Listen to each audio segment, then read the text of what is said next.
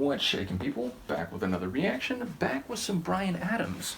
And as always, a major thank you to Michaela, who has shared so much music and much, much else, including a personal pick selection of Bryan Adams songs. And actually, I did one previous Bryan Adams reaction on the channel here, and in that regard, big shout out to Joseph, who provided a collaboration with Bryan Adams included on a compilation of 12-inch mixes. And as I probably said in that reaction, I'm only really familiar with Bryan Adams through reputation. I do recall that he has a bit of that raspy, scratchy power in his voice, but as far as I know, I haven't heard any of his tunes in his solo career, so this will be surely entirely new to me. And I'm just going to go through the tracks as they are shown. Michaela has them listed, or rather numbered, 1 through 25. Indeed, there are a lot in this folder, so we have a lot to go through. And I will do that in order, and the first one on the list is Summer of '69. So I wasn't born yet in '69, I have no personal frame of reference there. I would just say that I wouldn't be surprised if it features or makes reference to social and or cultural realities of the time. Maybe it'll be more narrowly in relation to musical movements or stylings in the summer of '69, but if I really had to guess, I would think maybe it's smaller scale. Maybe it's a particular narrative from the summer of '69 relative to an individual person, the narrator of the song's experiences or life trajectory. So obviously it could be none of those things, and I don't really know the songwriting tendencies of Mr. Adams, so let's give it a listen and see what I can catch. This is Bryan Adams, the tune is Summer of '69, and it's the first track in a compilation of his tunes, personally selected and graciously provided by Michaela.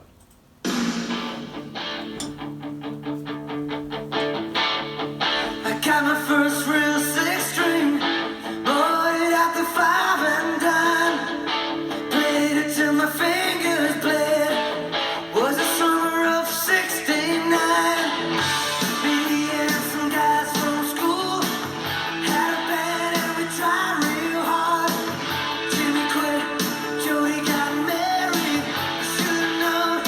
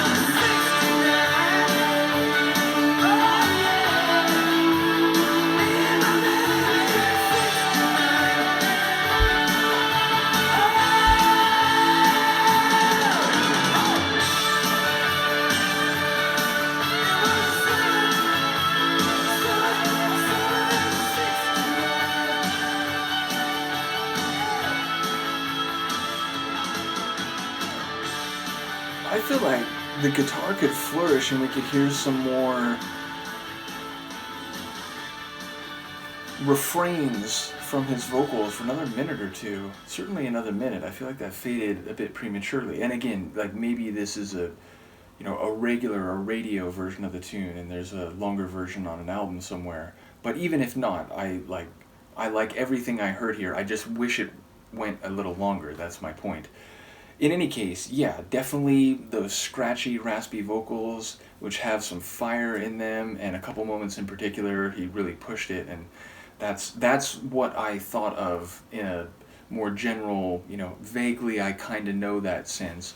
So if we're going to get a lot of that over the course of these tunes, then I will know it more in more detail, and I'm looking forward to that. But yeah, a rock and roll type of tune.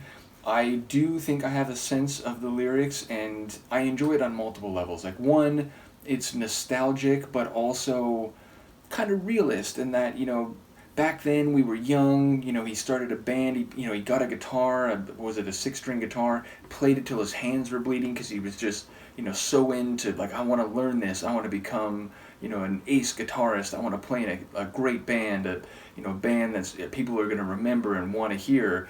And so they started up a young band and they really wanted to work hard at it and they were doing their best. But things don't last forever and, someone had to leave, someone got married, and they never really went where they thought they might. But in that moment, for that summer, it was the greatest days of their life. They, it was something new, it was something fun, it was something that they were looking into the future with. And then it seems to switch in relation to, I think, a girl and the idea that, he really wanted to be something special with her and, holding her hand and, he remembers her on the porch of her mother's house and, thinking like it's now or never, we gotta make this something or, maybe we're gonna go our separate ways and so on. And those were the best days of his life, which, that not melancholic, but there's an implication there that the rest of his adult life up into the present when he's singing this, and I'm going to assume this is a character that maybe there's some autobiographical elements to it, but it feels like it could apply to anyone. It's not specific to Bryan Adams. It feels like, oh, you remember when we were in that high school band and it was really fun and we thought we were going to be rock stars and didn't really work out that way, and remember that first real love you had and you thought you were going to be together forever. It didn't really work out that way, but damn, you don't regret it at all. You wouldn't take back a moment because those were all cherished memories. And again, there's an implication that real adult life since then, it's been harder. Maybe there haven't been as many peaks, or the valleys were more pervasive or longer lasting, and thus it's not as nostalgic. It's not as like, oh man, I wish I could go back to that innocent time when, again, we just wanted to make it as a band and I had this girl and it seemed like, everything was going to stay that way. So yeah, maybe there's a bit of rose-tinted nostalgia there, nostalgia goggles as we call them in history circles, where you're kind of only remembering the good parts and you're not remembering that you were stressed then or you did have anxiety and maybe there was friction in the band, and even though you wanted to be rock stars, it was a disappointment that it didn't turn out that way, and maybe it was so exciting with that girl or with the significant other because it was new, it was fresh, you hadn't really had those type of experiences, and again, it didn't work out, or at least it didn't last forever, and so maybe there's a bit of a whitewashing in terms of you're just forgetting the more painful parts. But I think many people do that, especially with memories that that transition from teenagehood into adulthood. And so yeah, it's looking back very fondly and warmly to the best times of his life in the summer of '69. But the underside of that is that in the years since, it's been a tougher road, and maybe there haven't been as many joyful, precious periods of time that he can look back on and enjoy in the same way that he can look back to the summer of '69. So yeah, I enjoyed following the lyrics here. Definitely some cool guitar work, some cool keyboards I think as well. And once again, that raspy voice, I'm looking forward to hearing more. So once again, thank you as always to Michaela, who continues to provide so much music, and to all those who may be interested in the Bryan Adams deep dive. It'll be interesting to learn more about an artist that, as with other deep dives I've gone through in the last few years, I had a sense of the artist, I knew them through reputation, but never really listened to them, so now we can go through this catalog as well. So, let me know what you think, and I will see you next time. Peace.